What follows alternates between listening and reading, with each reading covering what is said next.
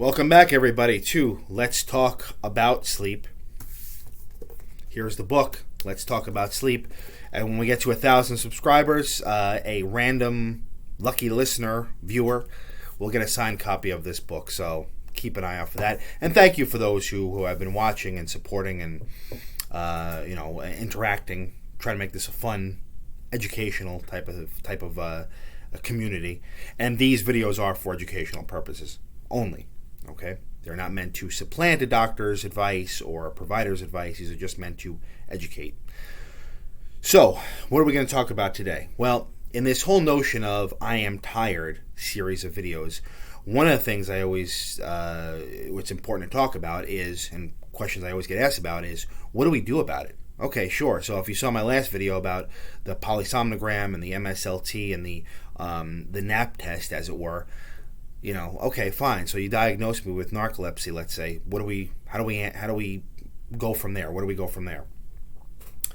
So I wanted to touch on the first category of medications that we'll use in these situations, and they're called wake promoting agents. I'm going to have another video about things like stimulant medications, okay, and other kind of antidepressants and things of that nature that we can prescribe.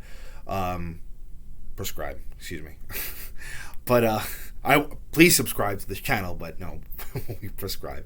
But in this video, what we're going to talk about are the wake promoting agents. Okay, and what are those? So we have stimulants, we have wake promoting agents, and we have other. Okay, and other will be another video, and stimulants will be another video. When I say stimulants, what I mean by that is things like Adderall, Ritalin, that kind of stuff. Okay. What are we talking about with wake-promoting agents? I'm just going to use the brand names with this video, but things like Provigil, Nuvigil, their generic names are modafinil, okay? Newer one that just came out called Sunosi, Sunosi, and then an even newer one called Wakix, Wakix. And there's other ones that are coming out, but those are the four main ones that we're typically going to either prescribe or somebody would consider prescribing, and it's important to know kind of what they do, how they work, what they're used for. Okay, so with Provigil and Nuvigil, they're basically cousins. In nature, in organic chemistry, we have molecules, right, that have biological activity, and they're either centered on the right or centered to the left. Okay, so they're kind of like every molecule has biological activity, has mirror images of each other. Okay, so why am I telling you this? Provigil, okay, the original medication that came out, modafinil. Basically, what that does is we think it works on several neurotransmitters in the brain. This one we think works on dopamine. Okay, so it's like it floods the system with dopamine in certain areas of the brain, and that presumably wakes the person up, right? So it causes them to be awake. Doesn't necessarily improve the attention, but by offsetting the sleepiness, a lot of other things that somebody with narcolepsy, for example, is dealing with would be taken care of by this, right? So if you're tired, right, if you're sleepy, your attention's going to go. Your decision making is going to be affected. Your ability to get through the day is going to be affected, right? These medications will help with that. All right, so modafinil, right, that is basically the first one that came out 25, 30 years ago, maybe even, about 25 years ago.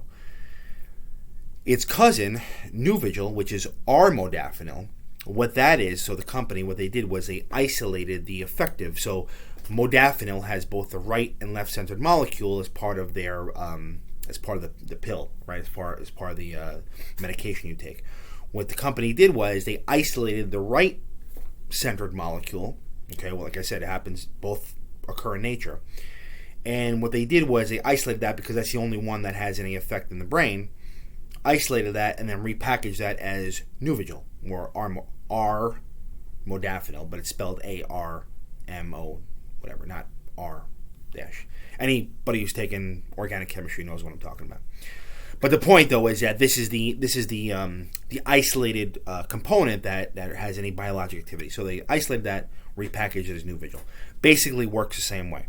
Okay, so these are two wake promoting agents that basically we use as first line. Okay, so if somebody comes in and we do our testing, we find that they have narcolepsy or idiopathic hypersomnia or whatever it is that we're treating, and again, assuming that insurance is paid for it, which is always an issue, we start there.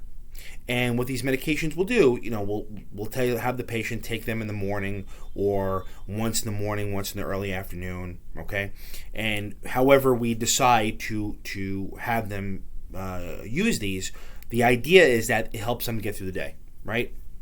Helps them to drive to work, right? If there's any possibility of people being drowsy behind the wheel, which I don't recommend people drive in that situation, but if they're medicated, that's kind of what the whole purpose is, right? Get through the day, maybe help them reduce their need for naps in the middle of the day, okay? That's the whole goal. And then they go home, and hopefully by the time they go to bed at night, it's kind of out of their system, right? That's the ideal circumstance, okay? And I have had patients tell me, look, by doing this, by getting my wake period to be more essentially effective, it helps me sleep better at nighttime. I have seen that before. Okay, but that's not really what they're used for.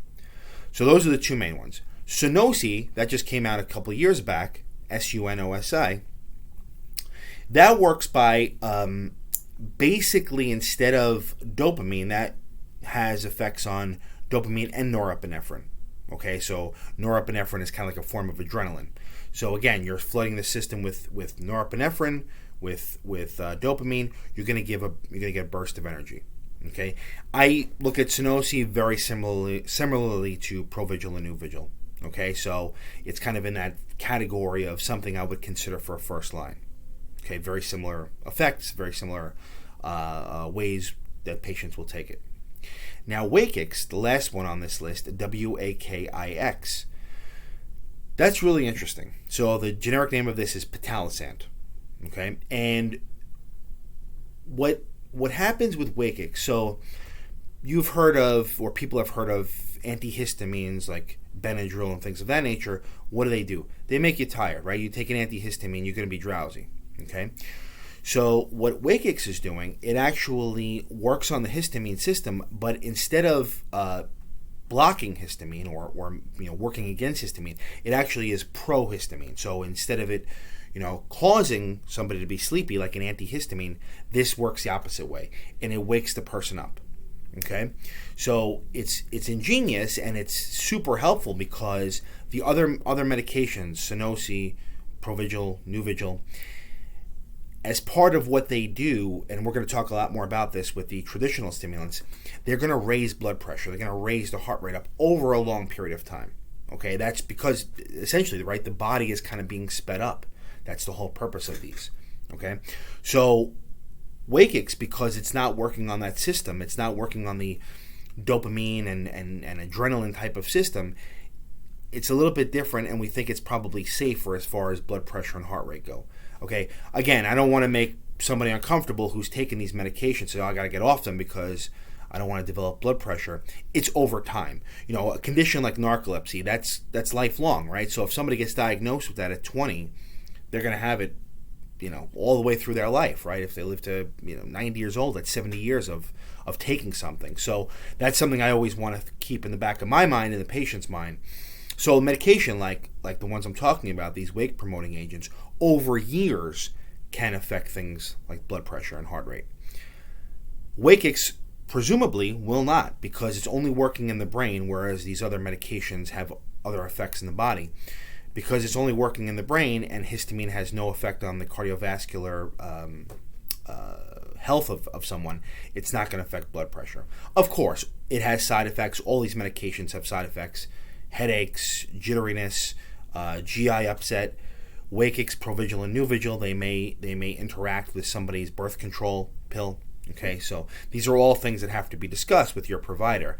But just to get a sense of what's going on. The problem, though, with Wakix, and this is unfortunate, but it's not that strong. Okay, so I really rarely use that these days as a single therapy. Okay, I may add it on to something, right, and I'm confident that it's going to be safe if I add it on to, let's say somebody's on Provigil. I may again, assuming that insurance will cover it, I may add Wakix to that regimen. Okay, and I know it's safe because it's not going to affect blood pressure or heart rate. But by itself, though, it's really not that strong. Okay, so this is a very information-heavy video, and these are the kind of conversations I have with my patients. So again, this is for educational purposes only, just so you know what's out there. Just like my trazodone videos and other things, people are going to have different experiences with medications, and medications can work very differently in different people. That's just the way it is, right? But these are just general guidelines based on the medical literature and my own experience. Okay? So, if you have comments or questions about these medications or about anything else, leave them in the comment section. I will answer them. Please share this video. Please click like. Please subscribe. Okay, not prescribe. Please subscribe. We're trying to get to 1,000 folks. Okay? And that's it for this one. Until next time, sleep well.